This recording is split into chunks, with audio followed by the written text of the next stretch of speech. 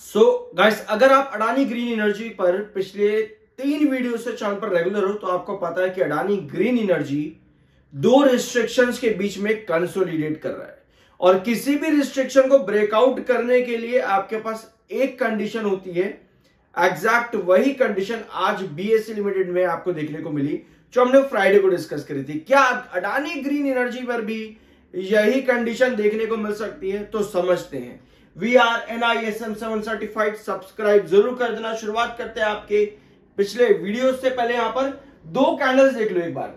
अगर 1125 ये आपका रिस्ट्रिक्शन है और 1160 ये 2 आपके कॉन्जिक्यूटिव रिस्ट्रिक्शन जोन है, यानी कि कंसोलिडेशन आपको इन रिस्ट्रिक्शन पर जरूरी है। बट अगर कंसोलिडेट नहीं कर पाता तो उस कंडीशन पर आप फिर गिर जाते हो 1025 पे। आपके पास इस तरह की कैंडल अगर फॉर्म होती है तो आप 1025 पर फिर ड्रॉप हो जाते हो। ये डिस्कस किया था हमने लास्ट वीडियो में। अब ब्रेकआउट हमको मिला Q2 के पॉजिटिव रिजल्ट्स की वजह से। स्टैंड अलोन बेसिस पर कंपनी के प्रॉफिट्स बहुत बढ़िया जंप किए। अभी सब चीजें समझते हैं। मार्केट एक्सपर्ट्स के जो एस्टिमेशन थे कंपनी के अर्निंग्स यानी कि रिजल्ट्स को लेकर के, उन एक्सपेक्टेशंस पर कंपनी के रिजल्ट्स नहीं आए हैं। जो अर्निंग्स ग्रोथ थी according to market experts expectation वो 32 बिलियन के आसपास की थी रेवेन्यू ग्रोथ में, और कंपनी का जो अर्निंग पर शेयर था वो 3.44 के आसपास था एक्सपेक्टेशन में। बट कंपनी के रिजल्ट्स उस तरह से खड़े नहीं उतरे। अगर आप सिर्फ स्टैंड अलोन बेसिस पर देखते हो, जो हमने पिछले वीडियो में भी डिस्कस किया था, उस पे आते हैं। अभी स्टैंड अलोन बेसिस पर देखते हो तो यस कंपनी के प्रॉफिट्स बहुत बड़े जंप करके गए। बट अगर आप कंसोलिडेटेड बेसिस पर देखते हो कंपनी के रिजल्ट्स मार्केट एक्सपर्ट्स के एक्सपेक्टेशंस के अकॉर्डिंग नहीं खड़े होते हैं। तो ये एक बड़ा रीजन कहीं ना कहीं बन रहा है कि क्यों ये जो रैली है ये 1025 के बाद 1160 पर जाकर के रुक जाती है। स्टॉक का पी 83.9 का है। जब भी आपको पी काफी ज्यादा हाई देखने को मिले, इसके 2 रीजन निकलते हैं। पहला, मार्केट में इन्वेस्टर्स के एक्सपेक्टेशंस बहुत ज्यादा आए हैं, जिसके लिए इतने हाई पी पर भी इन्वेस्टर्स एंट्री करने को तैयार है। बट एक्सपेक्टेशंस पर खड़ा उतरना चाहिए कंपनी के नंबर्स। सो अगर कंपनी के नंबर्स एक्सपेक्टेशंस के अकॉर्डिंग नहीं आ पा रहे हैं तो ये हाई पी बन जाता है over valuation zone. I guess ये पॉइंट क्लियर है। पी को हम 2 तरीके से समझते हैं। पहला, महंगा है। दूसरा, महंगा है पर इन्वेस्टर्स लेने को तैयार है। ठीक है, दोनों पॉइंट आपके होते हैं यहां पर। अब एक बार कंसोलिडेटेड फिगर्स पर आते हैं कंपनी के।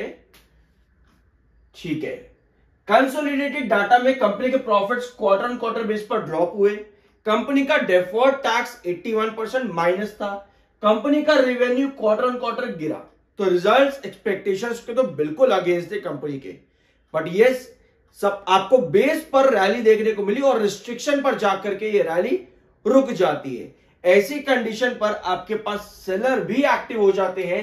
5,37,000 इस समय सेल पर है और 2 लाख इस समय बायर है। तो बायर और सेलर के बीच में लगभग 1:2 का रेशियो है, यानी कि एक बायर पर 2 से ज्यादा सेलर है। अब बात सिर्फ इतनी नहीं बनती है कि स्टॉक एक रिस्ट्रिक्शन पर है या डबल टॉप पैटर्न क्रिएट कर रहा है, बल्कि बात यह भी है कि आपका MFI 84.3 का है जो कि ओवरबॉट बियरिश है, और आपका RSI 67.2 का है। तो टेक्निकल से आपके न्यूट्रल प्लस बियरिश यहां पर है। और 84 के MFI पर अगर आप रिस्ट्रिक्शन जोन पर हो, इसका मतलब यह है कि स्टॉक कहीं ना कहीं रिजेक्शन फेस करके वापस करेक्ट होगा। और वो करेक्शन पर आपको नजर कहां रखनी चाहिए? चार्ट पर। तो भैया अगर हम चार्ट पे देखेंगे यहां पे, तो पहली बात, इतने हाई MFI पे आपके पास मार्जिन कितना बचता है यह समझना जरूरी है। हमें मालूम है कि हमारे पास 2 रिस्ट्रिक्शन है, 1160, 1125। यहां पर स्टॉक सस्टेन नहीं करता तो आप वापस गिर जाते हो 1025 के पास में। अब 1025 तक आप ना गिरो, इसके लिए आपको क्या चाहिए होगा? इसके लिए हमें चाहिए भैया स्टेबिलिटी। अगर ये स्टेबिलिटी बनती है तभी हमारे टेक्निकल्स क्या होंगे? न्यूट्रल होंगे, यानी कि कूल डाउन होंगे। यही चीज आपके बीएसई लिमिटेड में भी हुई। बीएसई ने 2520 पर रिस्ट्रिक्ट करके 2340 पर गिरा, तो उसका MFI जो कि 86 के आसपास था वो करेक्ट होकर के 59 पर आ गया सिर्फ एक सेशन के अंदर। तो यही चीज अगर आपकी अडानी ग्रीन में भी बन सकती है, जहां पर सेलर बहुत ज्यादा एक्टिव है। अगर आप जूम इन करोगे थोड़ा सा,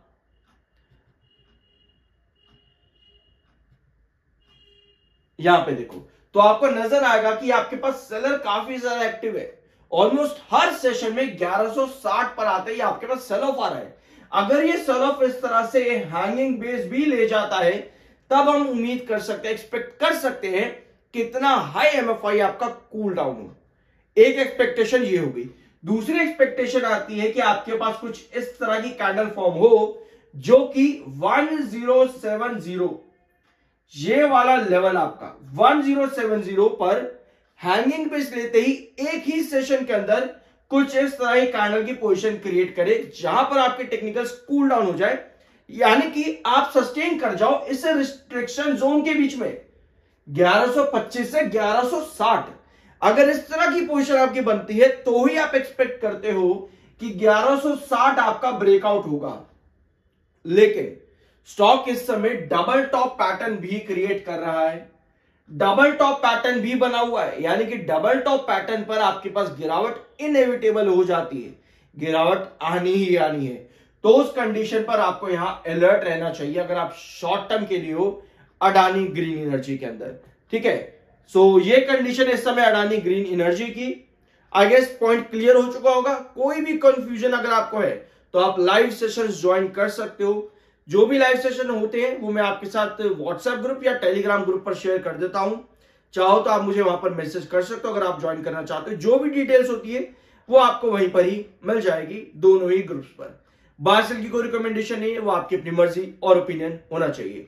मिलते अगले वीडियो में।